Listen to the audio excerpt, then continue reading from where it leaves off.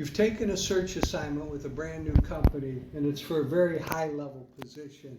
In fact, this client is going to pay you a $10,000 engagement fee, and in addition to that, you stand to gain a contingent fee in the range of $40,000 to $50,000 in addition to the engagement fee.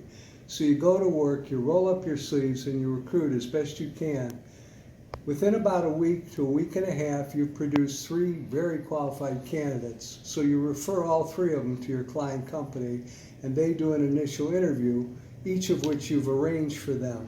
They're impressed with all 3 of them, but they are particularly impressed with one of them, Susie Smith. She's the one that they want to interview next, and they want to interview her at their corporate headquarters. So you go ahead and you arrange for Susie's trip to their corporate headquarters. You get her prepped for the interview, and you prep your client as well. That interview goes splendidly. In fact, at the end of the interviews at their corporate headquarters, the client's ready to make an offer to Susie. There's just one problem, and that is, once that offer's been made to Susie, she gets a very large counteroffer from her current employer. Now, you as a good recruiter have been through this issue before, and so you counsel Susie.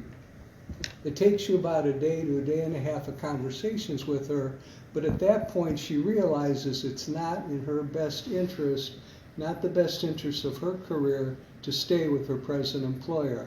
Well, that's wonderful. Your client's offer is extended. Susie's now accepted. All's right with the world, because you're now issuing your additional invoice to your client for the additional $45,000 contingent fee that you've earned. All's well until the next day.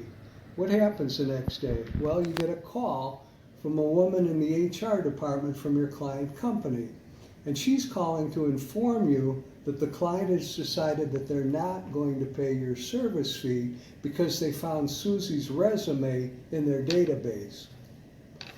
In addition to that, to add insult to injury, she tells you, yeah, and in addition, we want the $10,000 engagement fee back.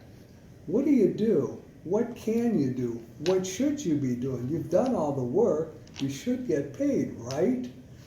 My name is Mike Rohde, and I invite you to join me in my webinar, Creating Bulletproof Recruiting Agreements, on November 15th at 3 Eastern Time. During that webinar, we're going to talk about the travails that you've just been experiencing with Susie.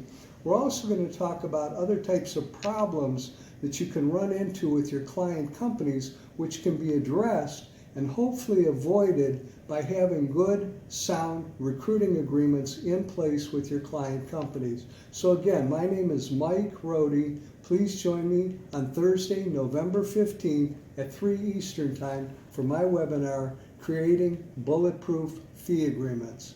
Thank you.